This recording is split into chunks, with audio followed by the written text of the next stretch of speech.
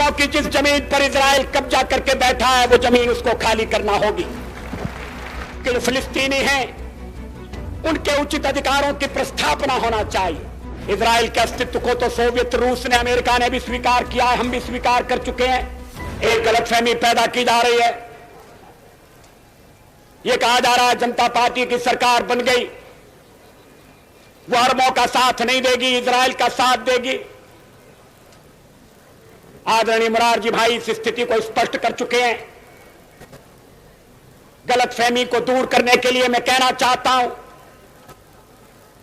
कि हम हर एक प्रश्न को गुण और अवगुण के आधार पर देखेंगे, लेकिन मध्य पूर्व के बारे में यह स्थिति साफ है कि अरबों की जिस जमीन पर इजराइल कब्जा करके बैठा है वो जमीन उसको खाली करना होगी।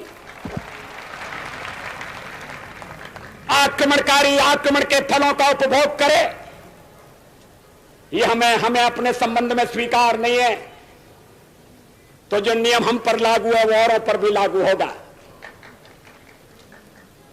अरबों की जमीन खाली होना चाहिए।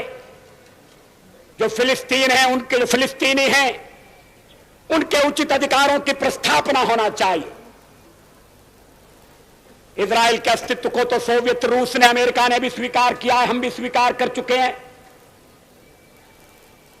मध्य पूर्व का एक ऐसा हल निकालना पड़ेगा इसमें आक्रमण का परिमार्जन हो और स्थायी शांति का आधार बने। गलतफहमी की गुंजाइश कहां है, लेकिन शायद वक्ता के नाते मैं अपने अधिकार का अतिक्रमण कर रहा हूं।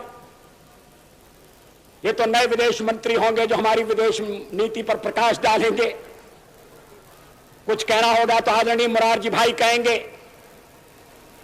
लेकिन मेरा संबंध एक ऐसी पार्टी से रहा है कि जिसका हवा खड़ा करके चुनाव में ये कहा जाता था